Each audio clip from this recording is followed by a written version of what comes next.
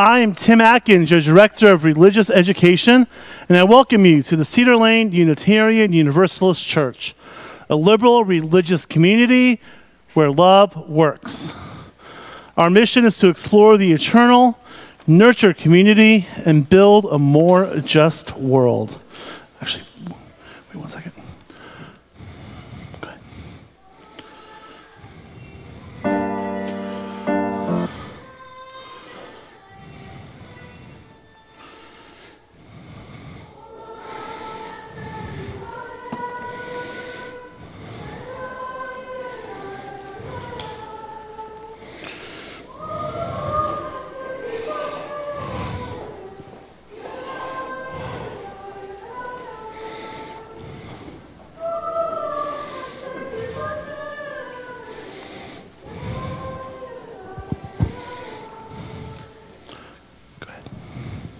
Together we dare to practice and embody the beloved community where all are welcome.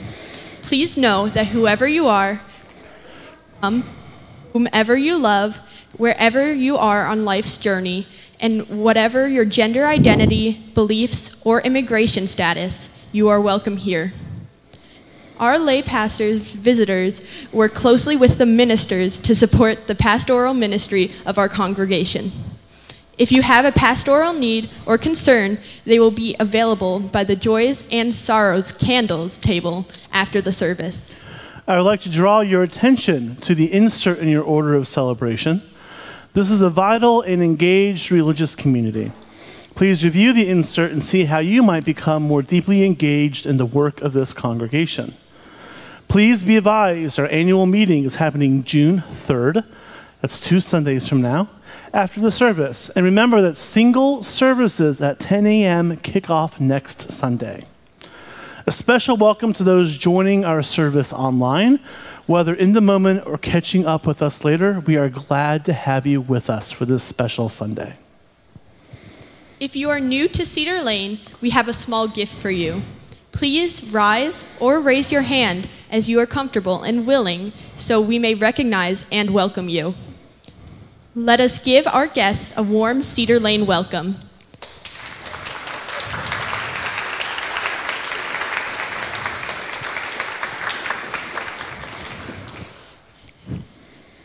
Thank you for choosing to worship with us today.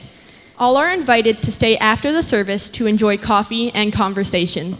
Visitors, members, and friends know that if you choose to use a yellow mug, our friendly Cedar Laners will greet you. Please turn and greet your neighbor. Good job.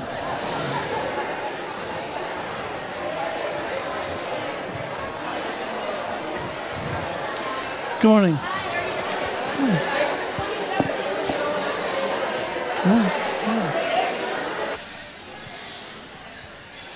I am.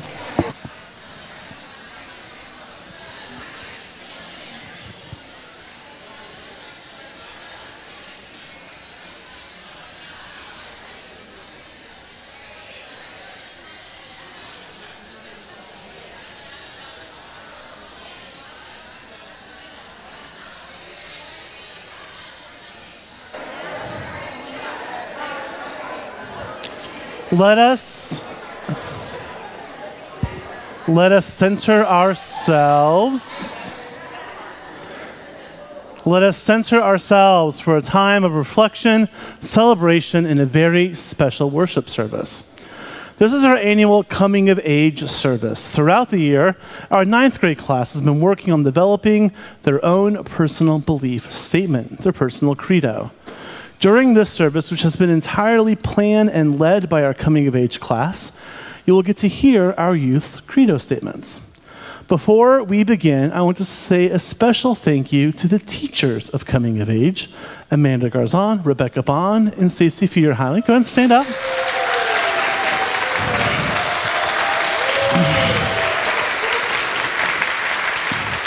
Thank you for your dedicated service and passion for working with our youth. And now, let us enter worship together.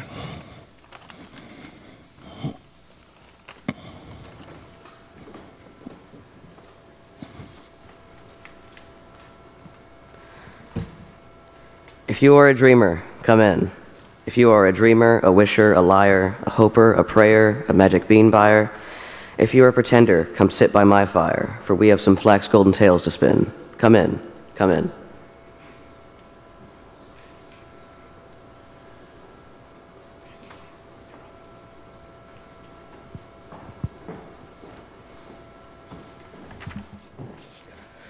I'm Patrick Rosenbaum. Leading up to making this credo, I procrastinated a lot and for a long time. It wasn't until yesterday morning that I was completely finished with it. And that morning I scrapped my old draft just because I didn't like it. I couldn't look at my draft for more than 30 seconds without thinking of doing something else that would be more fun. There were a lot of things I wanted to talk about at first, but I just needed to narrow it down to one. I could have talked about high school. I could have talked about the teachers I've had at this church.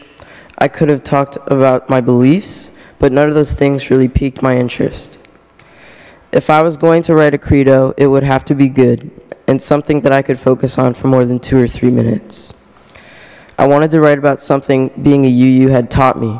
I couldn't think of anything at first, but then I realized it was right in front of me the whole time. As long as I can remember coming to this church, I can remember not wanting to do things and then being glad that I did them after. Everyone here at this church is accepting and encouraging of you, and you must have really made a UU mad if they told you not to do something you wanted to do. At first, writing this credo felt like a burden, but after I finished it, I realized how much better off I would have felt than rather than not doing it. Unitarian Universalism taught me doing something is better than doing nothing.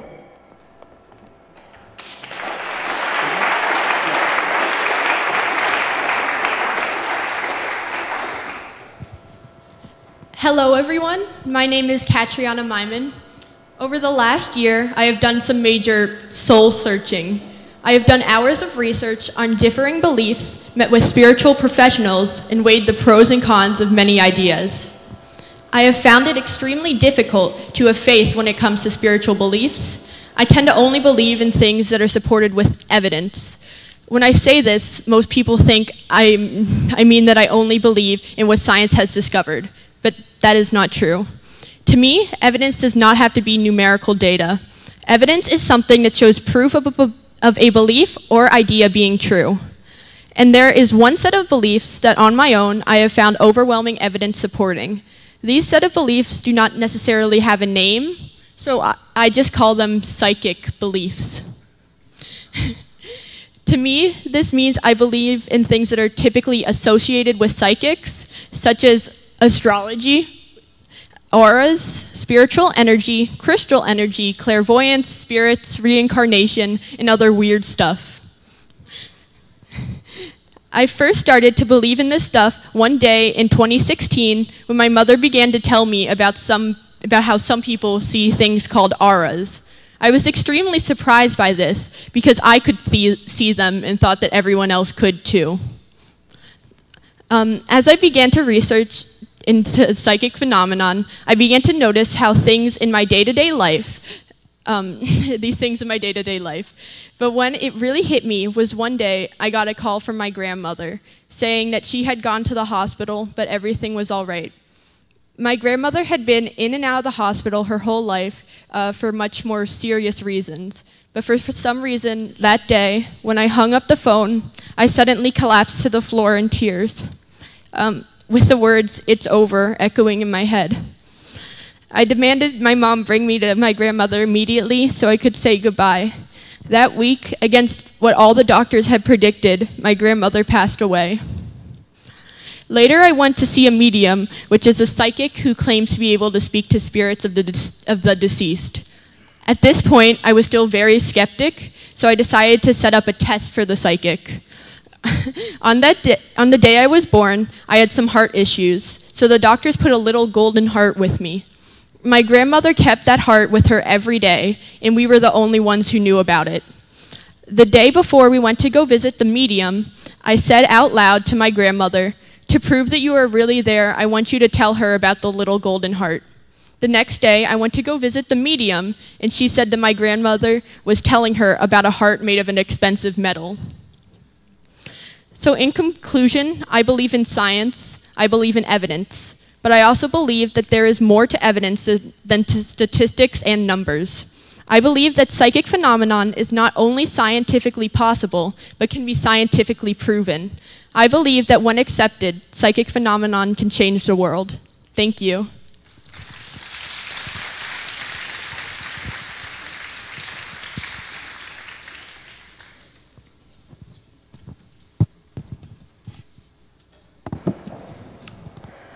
Hi, my name is Eli Crow.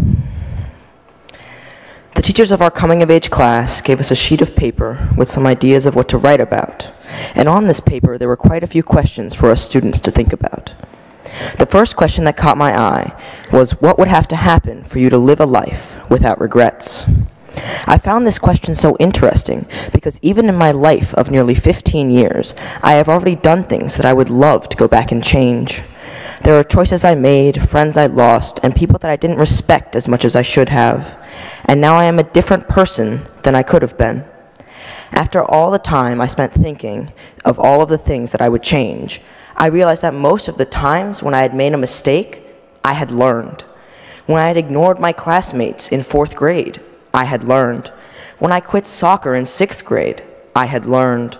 When I had tricked my friend out of $20 in 7th grade, I had learned. When I lost connections to my friends over the summer of 9th grade, I had learned. And now I wish someone had been there to teach me. 2 RE classes later, when one of the other students was writing their credo, they asked for a copy of the 7 principles. Then, while everyone else continued to work, I began to realize that someone had tried to teach me. Someone had tried to warn me. Someone had tried to make me a better person. Had I respected the inherent worth and dignity of every person, I would still be friends with my 4th grade classmates. Had I had justice, equity, and compassion in human relations, I wouldn't have tricked my friend in 7th grade. Had I had acceptance for one another and encouragement, I would have been more connected in 9th grade. I don't know what my next mistake will be. It might be in a week, or it might have already happened and I just don't feel the effects yet. Whatever the case, I will try to live by these principles. Thank you.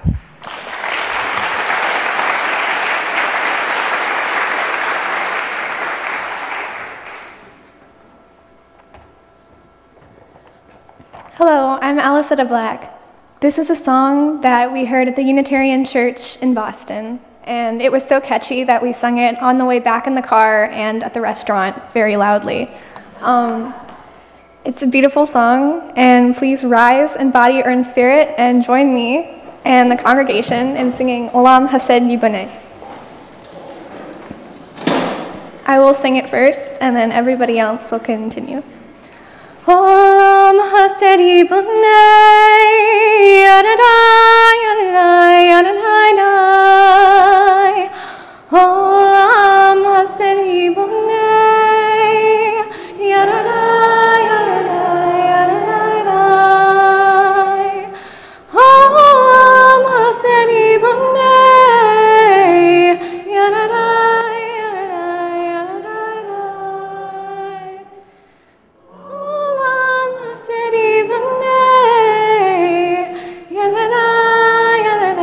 Yadadai.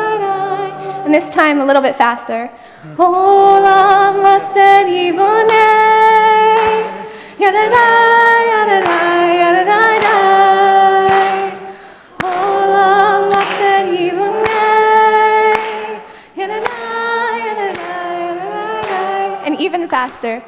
Olam Hased Yiboneh, Yadadai, Yadadai, Yadadai. Olam Hased Yiboneh, Yadadai, Yadadai. Olam Hased Yiboneh, Yadadai, Yadadai, Yadadai.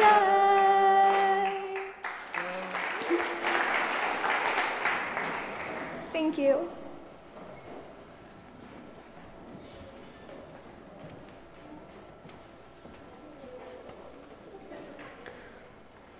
Good morning. My name is Sylvia Eisenberg, and please join me in the call and response written in your order of service.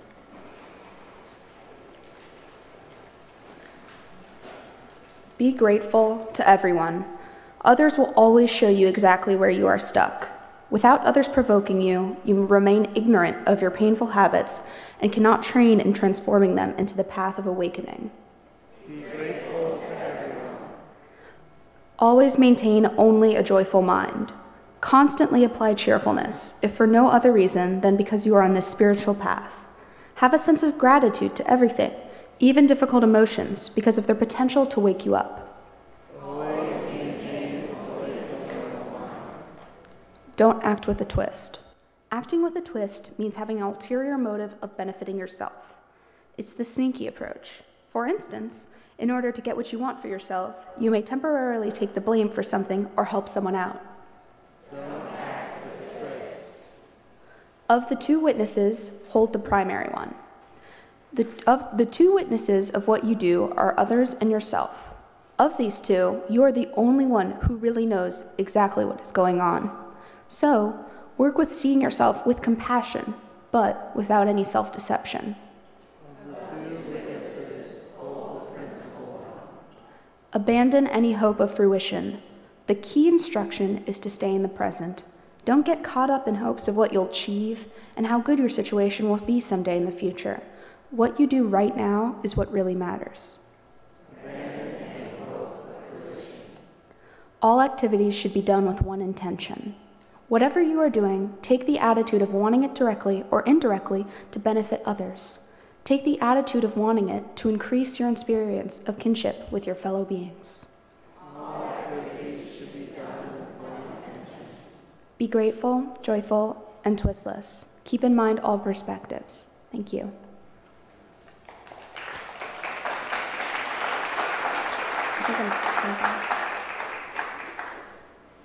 Okay, it's still me. I'm going to give my credo now. Thank you. I've always struggled with the idea of one being that is constantly watching me and listening to me. The idea of a God that will punish me if I do wrong or give me a reward if I do right strikes me as a safety net for an unwillingness to do what is moral because it's what you believe is moral. For me, there is no plan laid out that determines my future and the future of every other living being. I do believe in something that ties us all together. Everything aligns perfectly throughout all time, all space to create what's here today. An interdependent web of all existence. That is my God. However, if there is no being in the sky who will strike me down if I am evil, why am I still motivated to be good? Why are any of us still motivated to be good? Rather than worrying about reaching heaven or some other spiritual reward, I want to be present in the now and be compassionate. I want to strive to be compassionate to the web of existence. Living without a safety net isn't easy, and the thought of being unchecked and unprotected makes me feel very small. But it's okay to be small. I can be good, and I can live a fulfilling life, and that's enough. I made a lot of friends. I have 2 great parents, a brother, a loving family, and a fantastic church. I can find purpose in my life and value in my life without being remembered for millennium. I'd like to share a quote from Nancy Schaefer, a fellow Unitarian Universalist. She says, "It isn't love that makes the world go round, but compassion. Starting over in gentleness when love hasn't been enough or other factors have failed. A gentle refusal to blame oneself or others and just begin again." Thank you.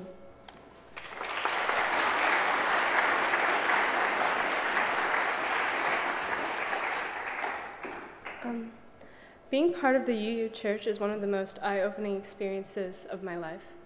Being part of this church has shaped me who I am today, and I'm so thankful to have such a supportive community by my side. To me, Unitarian Universalism is a community that fights for justice, a community with open arms, a community where all people are equal. Although the UU Church helped me explore and experience different cultures and religions, I'm still not completely sure in what I believe in. It will take me some time and many more years until I figure out what's right for me. But what I do know is that my friends and family will support me no matter what path I choose. To me, God is an enigma. It is truly one of the most interesting mysteries humanity still questions. To me, God is something that cannot be labeled because it is something that is inside each of us. Instead of worrying how others view your religion or worrying about what others believe in, we should start figuring out for ourselves the right path to choose. And it is not for other people to decide who or what you should be. Learning about Unitarian Universalism history is intriguing, and I have enjoyed learning about how far the religion has come, as well as learning about important figures and leaders who were and are UUs. This year has been a wonderful journey, and I can't wait to spend many more years at this church, and I look forward to learning more about Unitarian Universalism.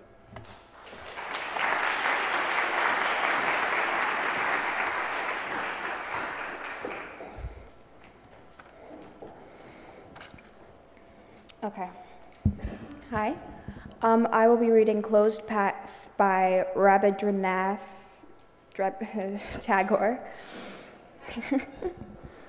I thought that my voyage had come to its end, at the last limit of my power, that the path before me was closed, that provisions were exhausted, and the time come to take shelter in silent obscurity. But I find that thy will knows no end in me, and when old words die out on the tongue, new melodies break forth from the heart, and where the old tracks are lost, a new country is revealed with its wonders. Thank you.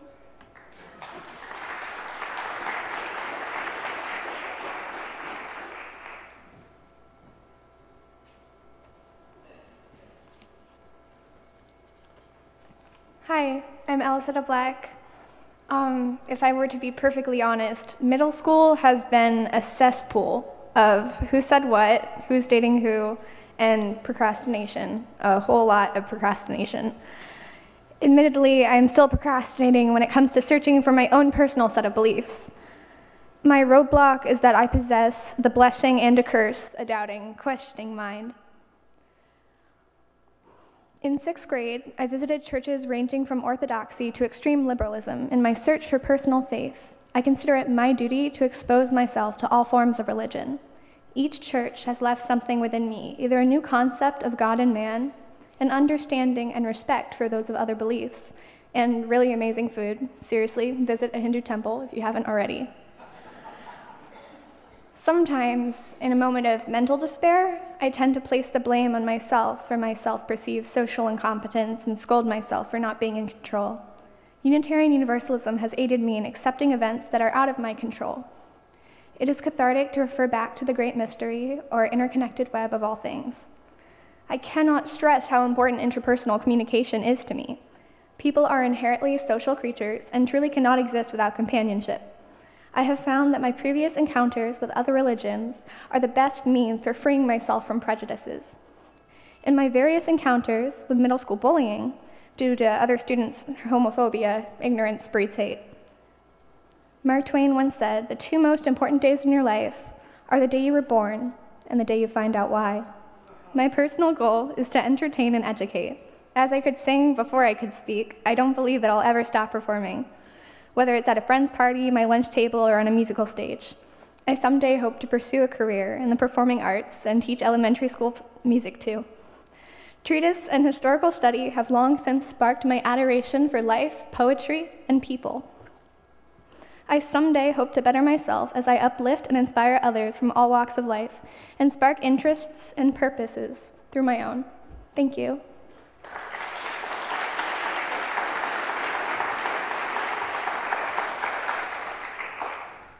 Hi, I'm Lucas Frankie. So let's get right to the point. My beliefs are really not that complex. I am an atheist, but just because of that, you should not think that I shun all beliefs from all other religions. I hold many Judeo-Christian values, such as Jesus' teachings about the equality of all and the Golden Rule. I also hold beliefs from Buddhist traditions, such as the necessity of respect for all life, as well as many pagan values, especially regarding the value of the earth, and of course, the UU principles. Out of all of the Unitarian Universalist principles, the one that speaks to me the most is the fourth, which is the free and responsible search for truth and meaning. This is because I believe, personally, that the only thing that really matters is the truth. And whenever possible, I will search for that truth. I came to my main beliefs during elementary school, really, when I just understood that dogmatic religion was not right for me. And while I do accept that many are happy while being devoutly religious, there are several major issues, which I will not be going into today, that prevent me from accepting these beliefs. Now, because I am an atheist, many of you may be wondering that, if you don't believe in a God, how do you have solid objective morals? My answer is, I don't. I came to my personal morality through hard thought on many different situations and came to a conclusion that seems reasonable to me. Although many also may wonder, coming from my point of view, what is the purpose of life? To me, there is no certain purpose other than what each of us gives it. Perhaps for one of you, it is to serve your God. For another, it may be to look for the secrets of the world. As I said before, for me, it is to search for the truth. If there's one thing I will have you walk away with today from my presentation, it is to pursue your own purpose. Thank you.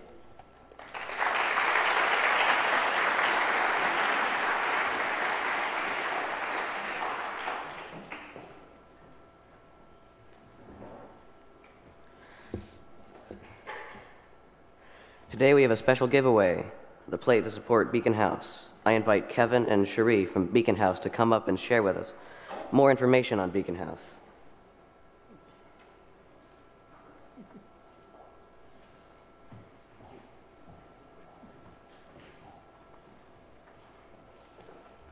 Good morning, everybody. My name is Kevin Hinton, and I am the CEO and Executive Director of Beacon House. Oh, and I'm Cherie Skinner, Director of Development at Beacon House. For those of you who are less familiar with Beacon House, we are an after-school education and youth development organization that serves residents of Edgewood Commons, an affordable housing community in Northeast Washington, D.C., with an average annual household income of $12,000. We are deeply grateful for the opportunity you have given Cherie and me to be present with you today, and for the children of Beacon House to be the beneficiary of today's Share the Plate. And I also feel especially grateful to have the chance to see all these wonderful young people who are being thoughtful and thinking about their engagement with the world. As someone who runs a youth development organization, this is very much in line with what it is that we're striving to do with the children that we work with. Cedar Lane has long supported Beacon House. So consequently, I'm sure that there are many of you in this congregation who've come to know quite well our retired founder, Reverend Don Robinson, known to those who love him simply as Rev. When Rev started Beacon House over 25 years ago in 1991, he envisioned the organization as a place where children could come to learn in a safe environment, away from the violence, the drugs, and despair that at that time plagued the Edgewood community. So, in partnership with UU congregations across the Beltway, he built an organization that is now recognized as one of the best nonprofit organizations in the District of Columbia, one that serves over 400 children annually in the age range from 5 to 18 by providing homework help, tutoring, and a range of enrichment and academic and athletics activities, and one that has helped hundreds of children to complete high school and attend college, many on full academic and athletic scholarships. So I joined Beacon House as interim executive director in August 2016, and I was selected to become the permanent CEO and executive director in February in 2017. And then Cherie joined us at the end of December of last year. I'm thrilled and honored to enjoy the opportunity to help ensure that Beacon House continues to serve as a beacon of hope to low-income children, families of color, children and families who continue to rely on the academic mentoring, the support, and the encouragement that takes place within our walls. Your congregation's contributions will help ensure our continuing ability to lift children in Ward 5 out of poverty and to empower them to achieve, to take risks, and to lead successful lives. These contributions are also much needed as we are currently raising funding to address an unanticipated funding gap for our much-loved summer camp program, which we've offered since our very first year of operations. We are also deeply grateful for the ongoing investments of time, energy, and talent that members of your congregation have made and continue to make, both to impact individual children at Beacon House and to help us be more effective in our work. Cherie will be available after this second service. I'll be leaving a little bit quickly for another meeting. If you'd like to learn more about current happenings at Beacon House. In the meantime, thanks to all of you for your support and generosity and for blessing us with the opportunity to spend time with you today. Thank you.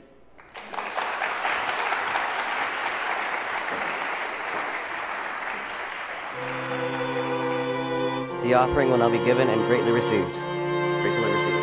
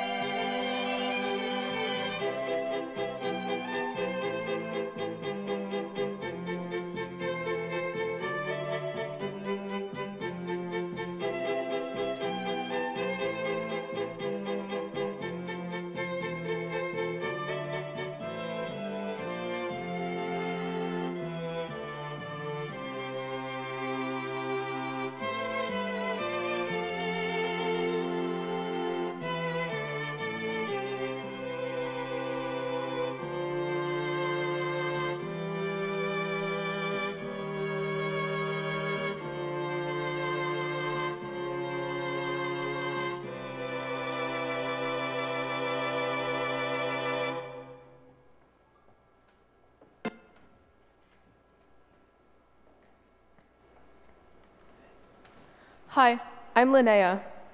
I believe that doing the right thing is an end in itself. I want to follow the ethical teachings that I've learned from others in my life, like parents and teachers. I am also interested in learning about the beliefs and teachings of leaders like Jesus and Buddha. I believe in treating others as I would want to be treated. I want to follow my own moral judgment too, especially working toward fairness and truth in my own life. Personally, I want to pursue greater spiritual, moral, and philosophical understanding. However, As a teenager, I'm allowing myself time to learn more about the world and figure out what I believe.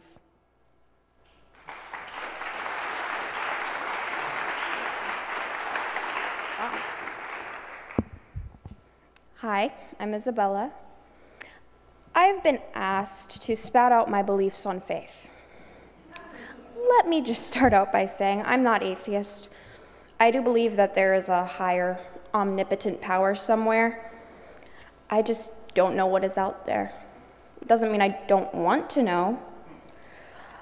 I don't want to be told what to do with the rest of my life, let alone be told what to believe in for the rest of my life.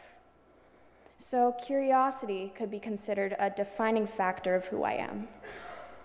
Why does this speech about who I am constricted to my faith?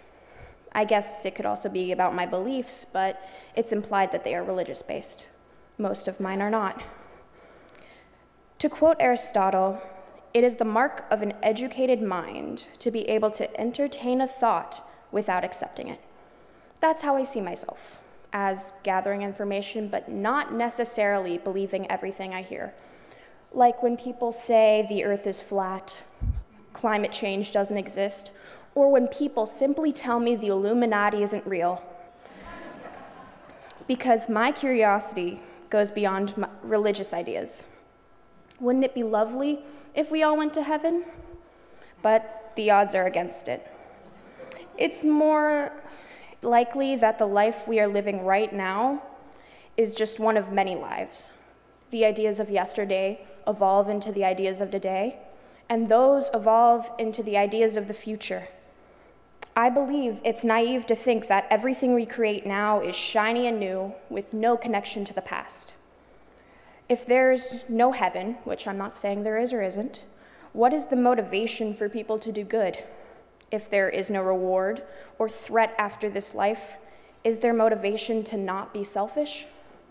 The answer, for the most part, is no. There are some in this world who are only motivated by fear or reward. We as a society sometimes expect something like a gift for just doing the simplest of things or realizing the simplest of ideas, like not being racist. One shouldn't get a cookie for that. But don't get me wrong, there are plenty of people in this world who actually give hope to our somewhat broken society. They do not do it for themselves or for personal gain. They are the ones that realize that there is something wrong. They are the ones that feel like there is a change that can be made in an unjust world. They choose to try. They feel that even with the absence of reward, it is still worth doing. Maya Angelou said, "I have learned that people will forget what you said, people will forget what you did, but people will never forget how you made them feel." I think it's our responsibility to be more. Maybe no action is unselfish, but it should be led by our curiosity and our honesty for how we truly want to live. I don't believe there are sins. If there are, wanting to live how you want shouldn't be one. If you don't, honestly, if you want to help or keep to yourself, you can. All I'm saying is, be ruthless, not mean. Thank you.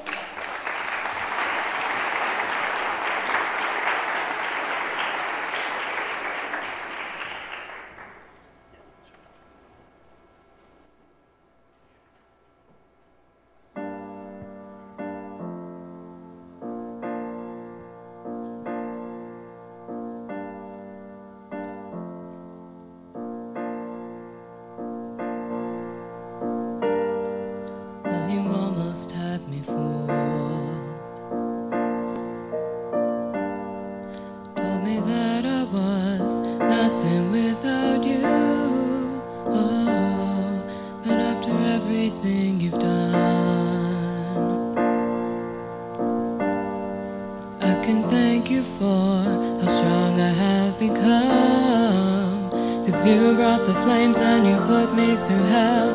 I had to learn how to fight for myself, and we both know all the truth I could tell. I'll just say this is, I wish you farewell. I hope you're somewhere praying,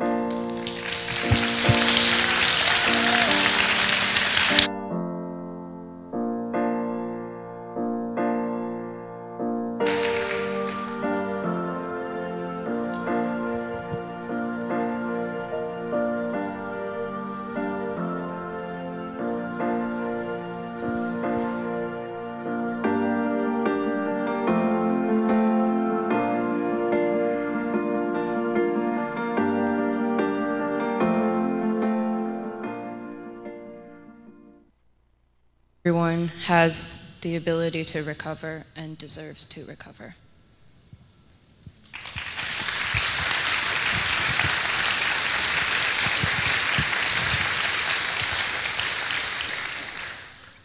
I believe that we are always learning. I believe that anyone should belong somewhere.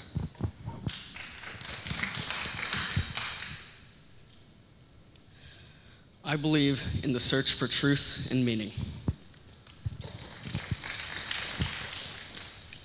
I believe that doing something is better than doing nothing.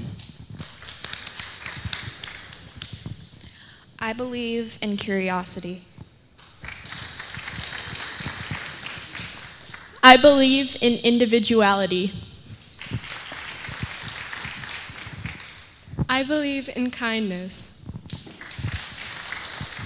I believe in doing the right thing. I believe in creativity and self-expression. I believe in compassion.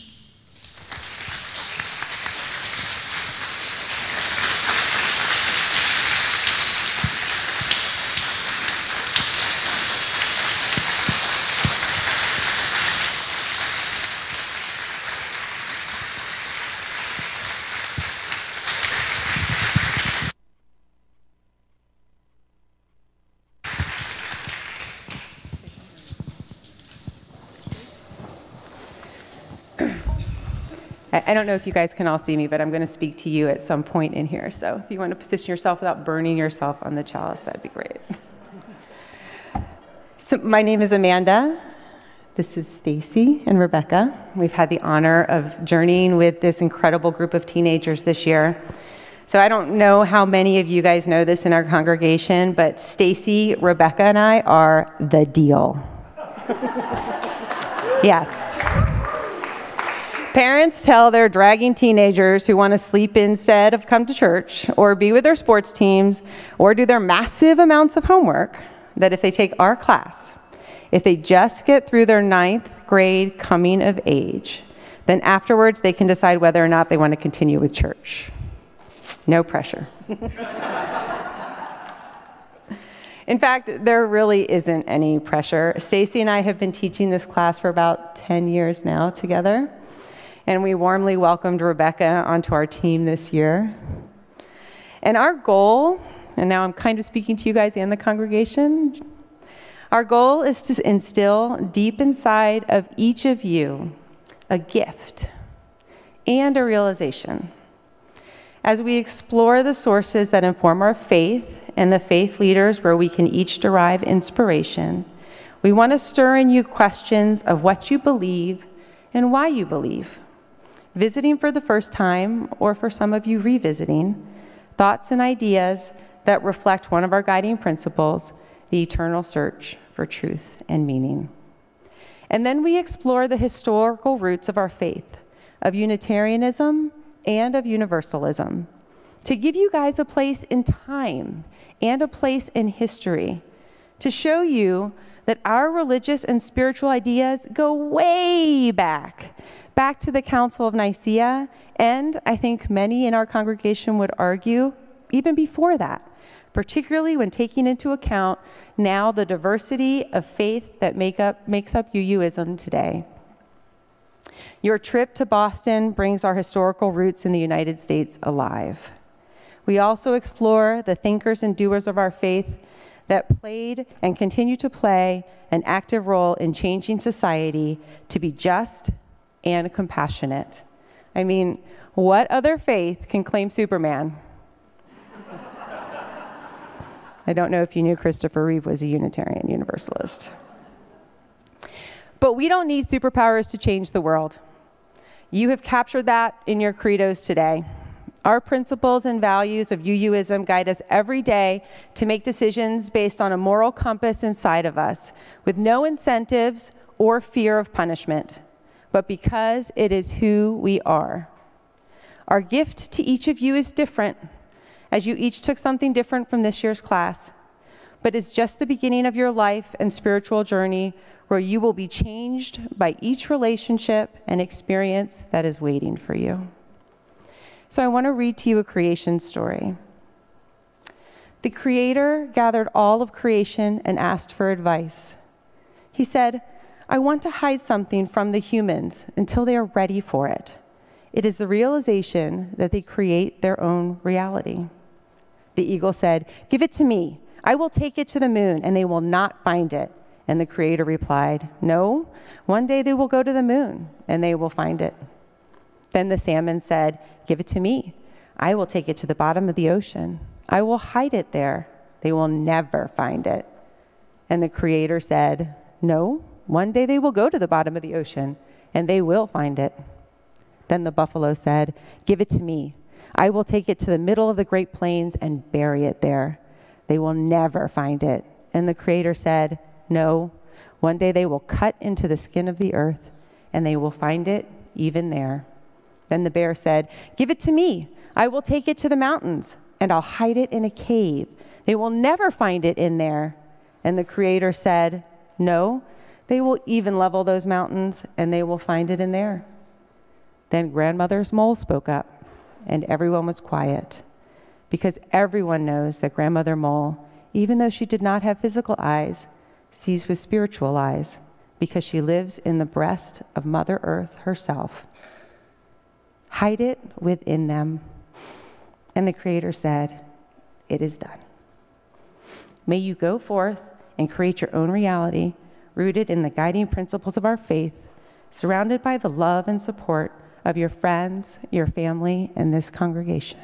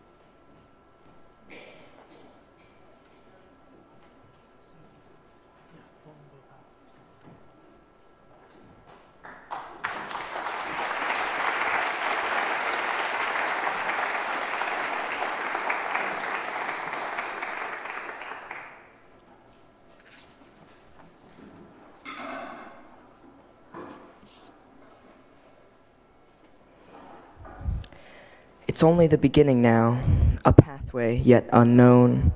At times the sound of other steps, sometimes we walk alone.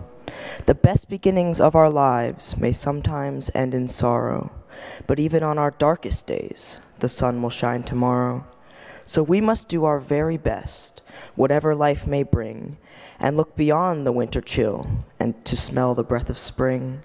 Into each life will always come a time to start anew, a new beginning for each heart, as fresh as morning dew. Although the cares of life are great, and hands are bowed so low, the storms of life will leave behind the wonder of a rainbow. The years will never take away the chance to start anew. It's only the beginning now, so dreams can still come true. Thank you.